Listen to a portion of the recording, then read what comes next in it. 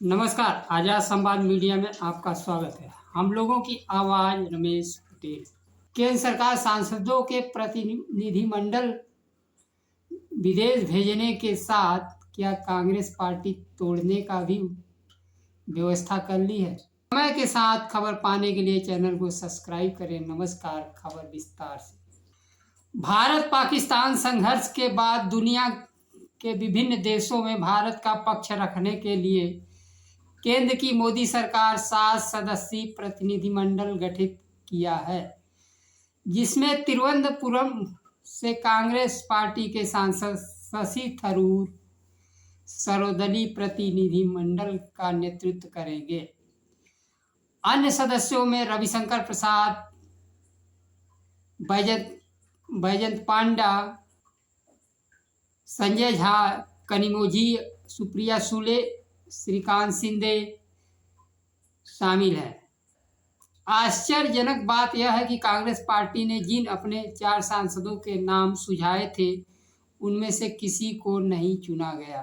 Congress party के महासचिव जयराम रमेश ने कहा, केंद्रीय मंत्री किरण रिजिजू ने 16 मई के सुबह कांग्रेस अध्यक्ष मल्लिकार्जुन खड़गे तथा लोकसभा में विपक्ष के नेता राहुल गांधी से फोन पर बात की थी और पाकिस्तान प्रायोजित आतंकवाद पर भारत का स्थिति स्पष्ट करने के लिए प्रतिनिधिमंडल में शामिल करने के लिए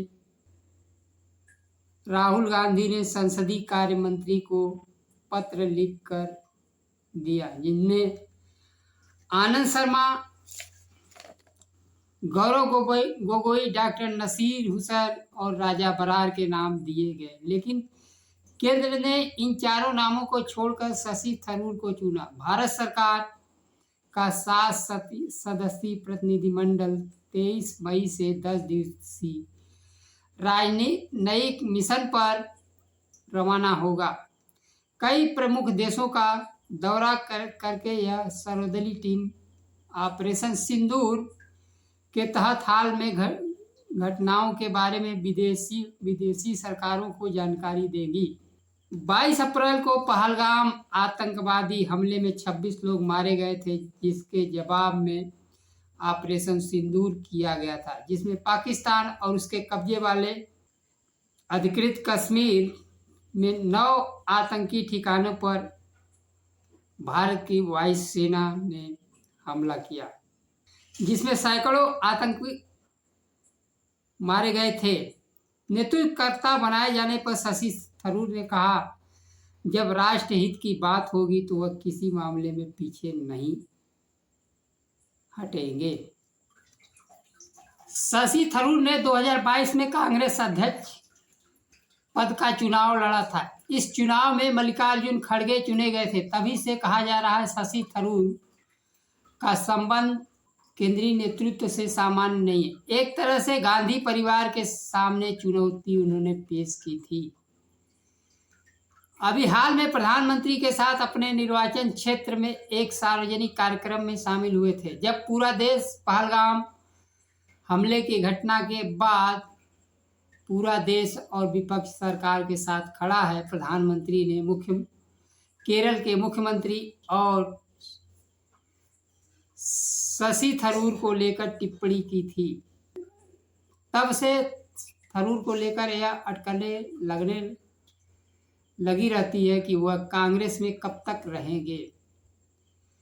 भारत पाकिस्तान तनाव के बीच कांग्रेस पार्टी के नेता शशि थरूर मोदी सरकार के समर्थन में भी बयानबाजी से पार्टी में खलबली मची हुई है।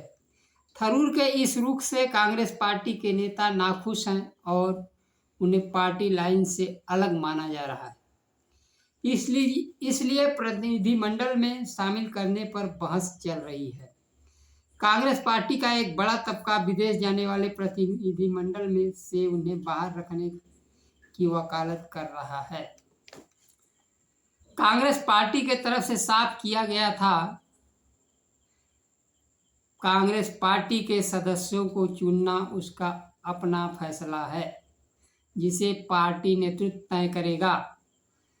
भारत पाकिस्तान के तनाव के बीच भारतीय सेना पहचाने गए आतंकी ठिकाने को तबाह कर दिया था। देश का जनमानस मान चुका था पाकिस्तान अब टूट जाएगा और अधिकृत कश्मीर भारत के हाथ में होगा।